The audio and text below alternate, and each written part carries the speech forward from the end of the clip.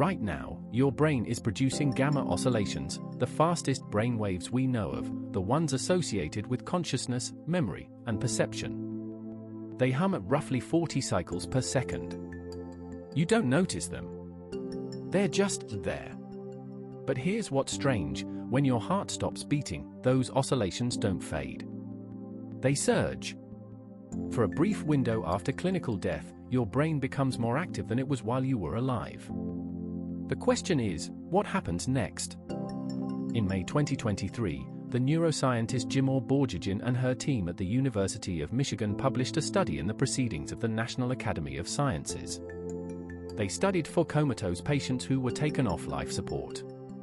Within 30 seconds of cardiac arrest, 2 of the 4 showed a rapid surge of gamma oscillations, concentrated in the posterior cortical hot zone, the region neuroscientists have linked to conscious experience. The 2 hemispheres of the brain began communicating in a coordinated way. The dying brain wasn't shutting down. It was becoming more active. This wasn't new. In 2013, Borjigin's team showed the same surge in rats, coherent gamma oscillations lasting 30 seconds after the heart stopped, exceeding levels seen during normal waking consciousness. But the 2023 study was the first time anyone had documented it in humans. The caveat is significant: only 4 patients, only 2 showed the surge, and no one could be interviewed afterwards. We don't know if they experienced anything. An EEG can show neural patterns associated with consciousness. It cannot prove consciousness. But the brain's activity during death doesn't stop with gamma waves. In 2020, a team led by John Dean and Rick Strassman, the psychiatrist who first proposed the connection between DMT and near-death experiences, published a study in Scientific Reports proving that the mammalian brain biosynthesizes DMT endogenously. The concentrations in the cerebral cortex were comparable to those of serotonin. And when cardiac arrest was induced in rats, DMT levels surged in the visual cortex. This occurred independently of the pineal gland. The popular theory that the pineal releases a burst of DMT at death is partially correct in its conclusion but wrong in its mechanism. The brain produces DMT itself. Whether this causes near-death experiences remains unknown. Then there's the testimony. The AWARE studies, Awareness During Resuscitation, led by Sam Parnia at NYU Langone, are the largest prospective investigations of consciousness during cardiac arrest. AWARE-I, published in 2015, tracked 2,060 cardiac arrest events across 15 hospitals. 46% of survivors reported memories. 9% had experiences matching the classic near-death experience: the tunnel, the light, the sense of leaving the body. 2% described full, verified awareness. 1 patient recounted specific auditory and visual events from the resuscitation room while clinically dead, with a time-stamped, corroborated account. AWARE-2, published in 2023, deepened the picture. Of 53 survivors who completed interviews, nearly 40% reported consciousness-linked memories. 21% described what Parnia calls a recalled experience of death, a transcendent, life-changing encounter. And here's the finding that unsettled even the researchers: normal EEG activity, delta, theta, and alpha waves, emerged as long as 35 to 60 minutes into CPR, despite the brain receiving less than half its normal oxygen supply. The brain, it seems, can sustain organized electrical activity far longer than anyone assumed. There's one more phenomenon that defies easy explanation. Terminal lucidity, the unexpected return of mental clarity in patients with severe neurodegeneration, including advanced Alzheimer's. Michael Nahm and Bruce Grayson reviewed over 250 years of case reports in 2012. Patients who had been unresponsive for years suddenly recognized family members, spoke coherently, and said goodbye. In advanced Alzheimer's, the physical substrate for memory and language is supposed to be destroyed. Yet the mind returned.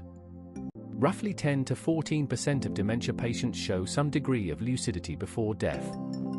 No consensus mechanism exists. Here's what's remarkable: every civilization that has ever existed has tried to answer this question. Not with EEGs or MRIs, with myth, ritual, and text.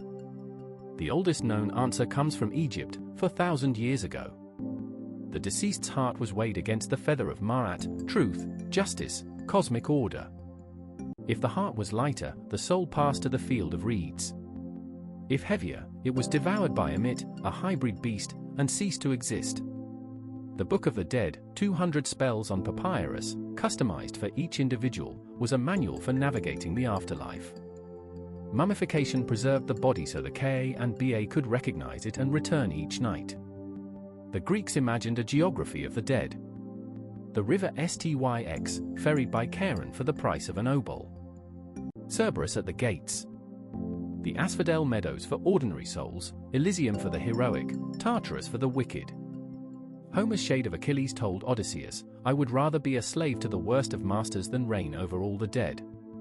Hinduism and Buddhism offered a different answer, not a destination, but a cycle.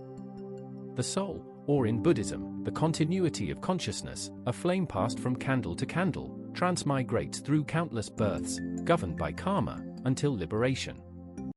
The Bhagavad Gita compares it to discarding worn-out clothes and putting on new ones. The Tibetan Book of the Dead describes 3 intermediate states after death, lasting up to 49 days, during which consciousness encounters projections of its own mind. Christianity developed heaven and hell over 2,000 years, from Sheol, the shadowy underworld of the Hebrew Bible, through Jesus' teaching, Paul's letters on resurrection, Augustine's doctrine of eternal punishment, to Dante's 9 circles. Every answer is different. Every answer is a civilization saying, "We refuse to accept that this is the end." And here's where the science meets the philosophy. David Chalmers called it the hard problem of consciousness in 1995. Why does subjective experience exist at all? Why aren't we just biological machines processing information without any inner life? We can measure brain activity, neurotransmitter levels, EEG patterns, and cerebral oxygen. But none of it tells us whether the person is having a subjective experience. The dying brain shows surges of organized electrical activity. Endogenous DMT increases during cardiac arrest. Many cardiac arrest survivors report vivid, transformative experiences. Some Alzheimer's patients recover cognition before death. We cannot say whether these brain states produce consciousness. We cannot say whether consciousness continues after brain death. We cannot say whether near-death experiences are real encounters with something beyond, or artifacts of a dying brain. The honest scientific position is, we do not currently have the tools to resolve the question.